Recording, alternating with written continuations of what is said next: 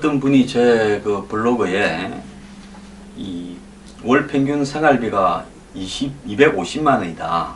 그러면서 자신이 이렇게 돈을 벌기 위해서는 250만 원을 벌려면 훨씬 많은 노동을 해야 되는데 어떻게 이렇게 이런 250만 원이 월 평균 생활비일까 하고 한탄하신 글을 봤는데요. 250만 원 미만입니다.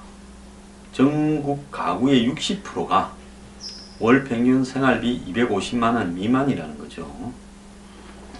한국여성정책연구원이 패널 조사를 통해서 이 가구의 월 평균 생활비로 150에서 250만 원을 쓴다라는 응답이 30.4%로 가장 많고 150만 원 미만이 29.8%입니다.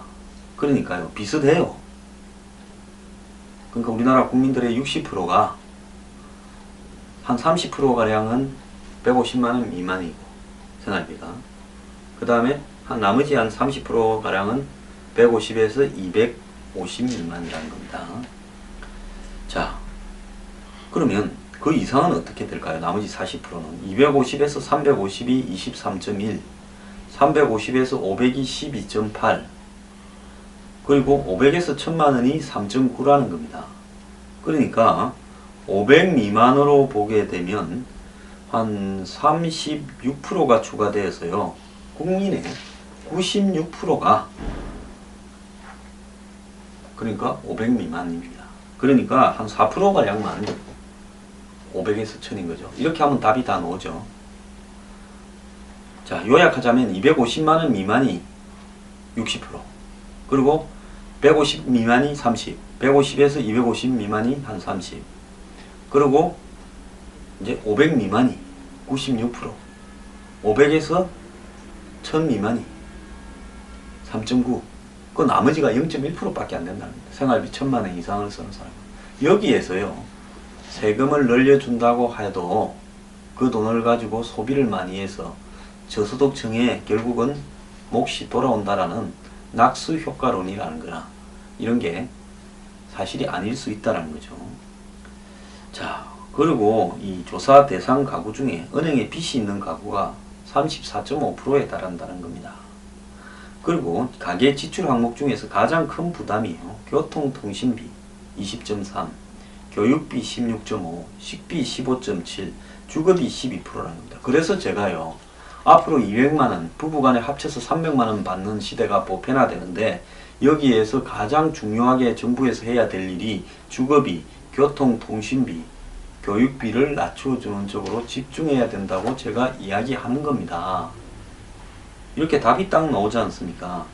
그 다음에요, 50세 이상의 중고령자가 한 달에 쓰는 평균 생활비가 153만원이라는 통계가 또 나왔습니다. 자, 이 우리나라의 이 50대, 60대, 70대, 80대 이런 연령별로 나눠 가지고요, 조사를 좀 해봤는데, 그러니까 아까 말한 이 150만원 미만으로 쓰는 사람이 30% 있다는데 그 근처에 대부분 놓여 있는 사람이 50대 이상의 중고령자라는 거죠.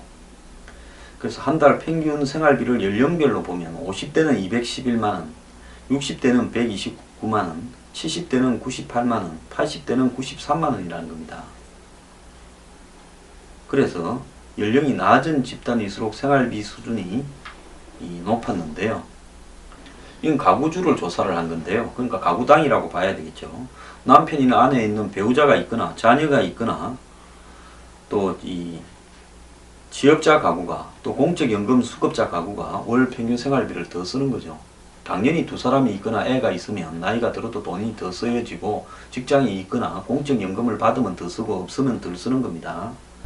그런데 중고령층의 절반 이상이 중간 집단에 자기가 계층적으로 속한다, 이렇게 대답을 했답니다. 하위가 42.9, 상위가 1.4. 참 우리나라 자기가 중산층이라고 착각하는 분들이 많은 것 같아요. 그리고 경제적 생활도에 대한 만족도는 절반이 보통이고 불만족이 나머지로 이루어 있는데, 자, 솔직히 말하면 대한민국의 국민들 다수가 다 어렵게 삽니다. 그래서 아까 평균 생활비가 가구당 250만원이라고 실망하신 거는 너무 실망하시지 말고요.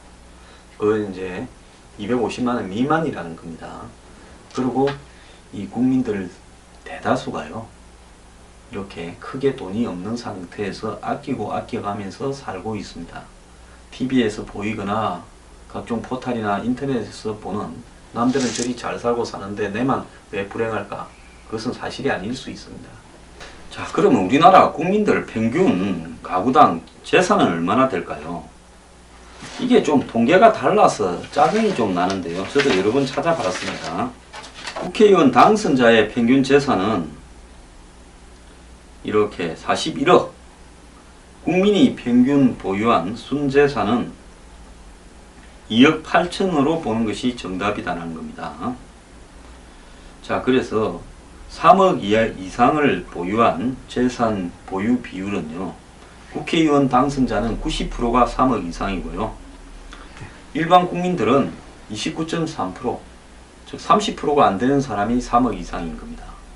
우리가 재산 3억 하면 아무것도 아닌데 일반 국민들 중에서 70.7%가 3억이 안 된답니다. 그리고 3억 미만으로 재산을 가지고 있는 국회의원은 10.3%, 31명이라 했는데요. 뭐 박원순 시장의 예를 보거나 이런 걸 볼 때 정치인들 중에 겉으로 가진 돈은 하나도 없다 해놓고는 살기는 잘 사는 사람들은 좀 있죠. 그래서 뭐 이 말이 얼마나 순수한가, 본인이 아니고 다른 명의로 해놨든지 이런 부분이 있기 때문에 실상은 이것보다 훨씬 나을 겁니다.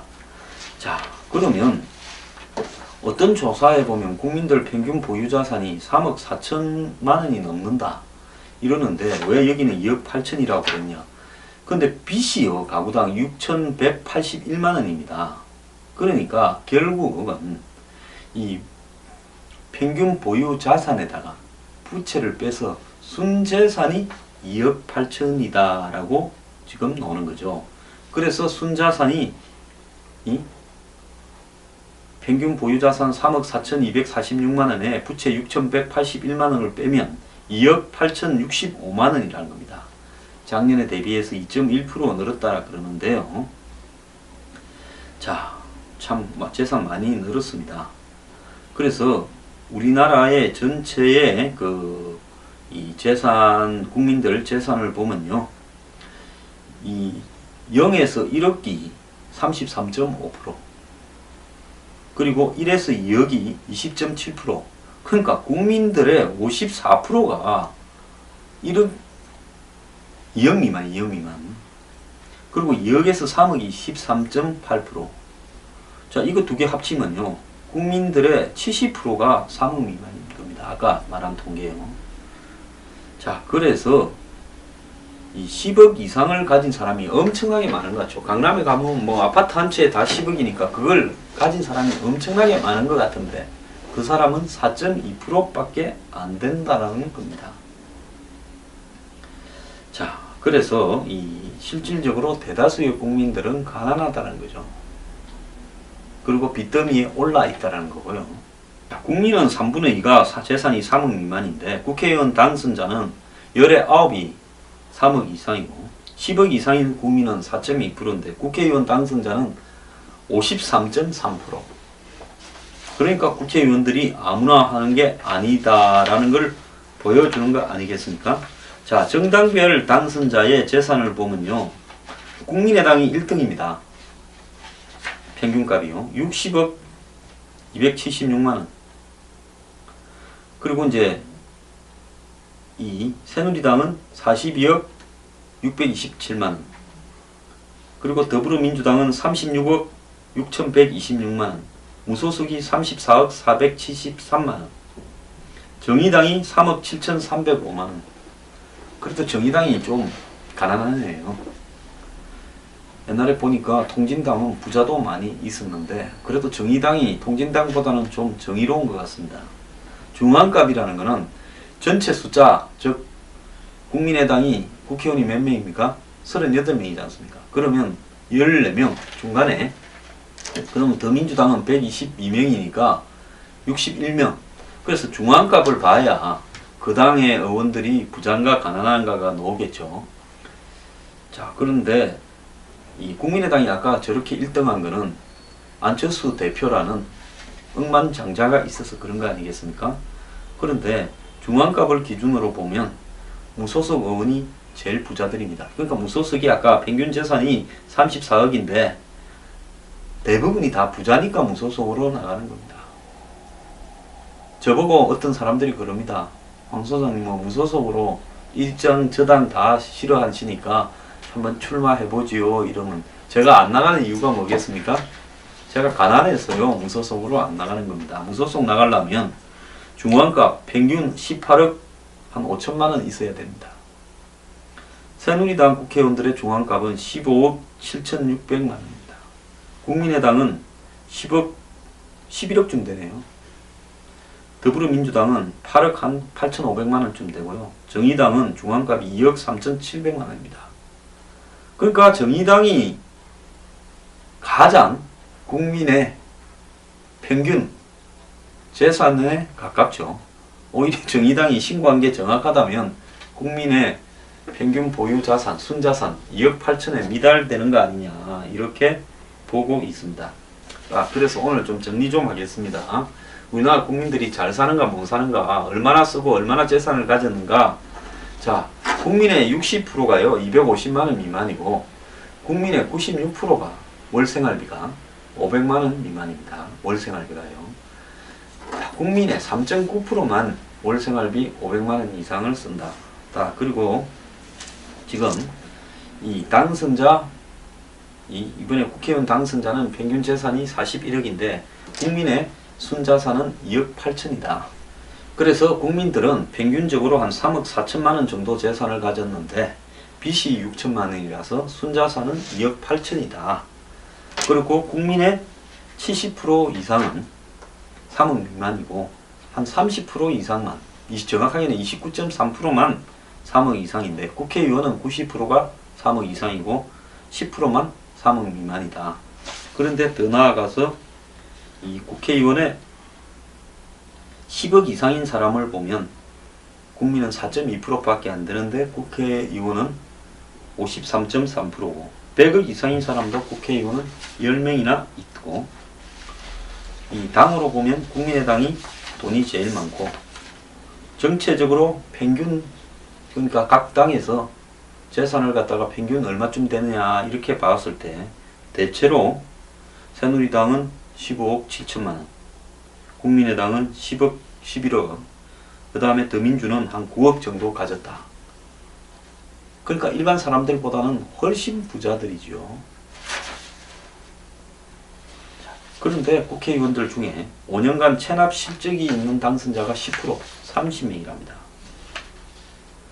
자, 그럼 없는 사람, 있는 사람 붙었을 때 있는 사람이 당선될 확률은 60%. 더 높습니다. 그러면 소득이나 순자산 기준으로 상위 10%에 들려면 얼마나 돼야 되느냐 이렇게 봤을 때요. 9천만원 이상을 버는 사람이 상위 10%에 해당이 될 수 있겠네요. 이 연소득으로 따지면요.